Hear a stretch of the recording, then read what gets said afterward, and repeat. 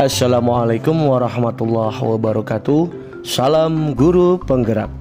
Untuk kesempatan kali ini, saya Yahya Ihsana akan coba memaparkan keterkaitan antara modul 1.1 dengan modul 1.2. Keterkaitan antara materi ini saya refleksikan melalui 4 hal, yakni peristiwa, perasaan, pembelajaran, dan penerapan. Pada bagian peristiwa, hal atau momen penting yang benar-benar memberikan pengalaman luar biasa bagi saya, khususnya saat proses mempelajari modul 1.1 sampai dengan 1.2, di antaranya. Yang pertama, ketika saya melakukan aksi nyata modul 1.1 yang merupakan penerapan filosofi pendidikan Ki Hajar Dewantoro.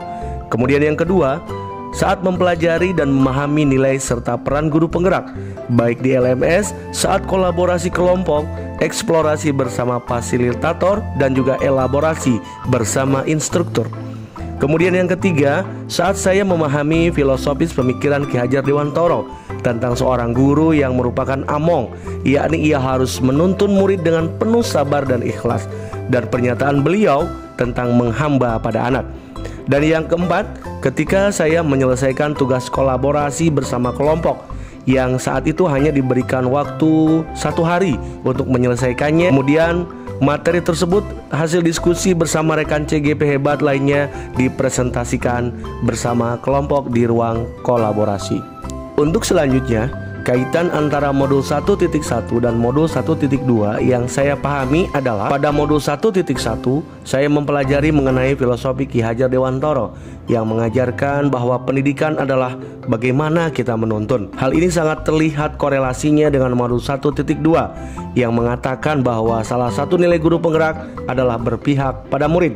Dan salah satu peran guru penggerak adalah menjadi pemimpin pembelajaran. Ketika telah berpihak pada murid dan menjadi pemimpin pembelajaran, maka kita sebagai guru akan mampu menuntun peserta didik menuju kodratnya, sehingga mereka dapat mencapai keselamatan dan juga kebahagiaan yang sebenarnya, baik bagi dirinya sebagai manusia ataupun sebagai anggota masyarakat. Adapun perasaan saya ketika momen itu terjadi, saya benar-benar merasakan seperti seorang murid yang harus belajar lebih jauh lagi dan lebih banyak lagi. Dan saat ini saya sebagai guru pun merasa harus terus belajar mengenai nilai dan peran seorang guru. Selanjutnya, saya harus melakukan pembenahan dalam hal cara pandang pada siswa saya. Dan satu yang pasti, dan saya harus tahu, dan saya harus terus belajar dan belajar lagi. Lalu apa pembelajaran yang bisa diambil? Sebelumnya saya berpikir bahwa saya adalah seorang guru biasa yang berpandangan pembelajaran yang baik adalah yang suasana kelasnya tenang, anak-anak bisa duduk dengan tenang, anak-anak harus diam, semua harus tertuju pada saya. Orientasinya tidak jauh dari urusan kognitif saja, seakan dikejar oleh target materi yang harus segera selesai dan anak-anak harus mencapai KKM. Sangat jarang sekali melakukan refleksi, apalagi melakukan kolaborasi dengan rekan sejawat. Setelah memahami modul 1.1 dan 1.2, saya mulai mengubah semuanya. Mulai saat ini saya berpikir bahwa saya harus berpihak pada murid saat kegiatan pembelajaran, mampu menjadi mentor bagi rekan guru lain, kolaborasi dapat tercipta dengan baik, kepemimpinan murid bisa terwujud, dan komunitas praktisi benar-benar bergerak.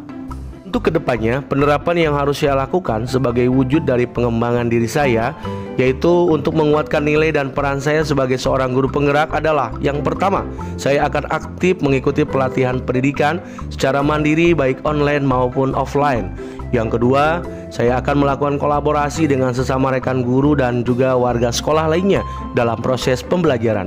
Dan yang ketiga, saya akan gunakan metode pembelajaran yang jauh lebih baik, jauh lebih menarik dan menyenangkan bagi anak-anak didik saya di kelas. Demikian paparan yang dapat saya sampaikan.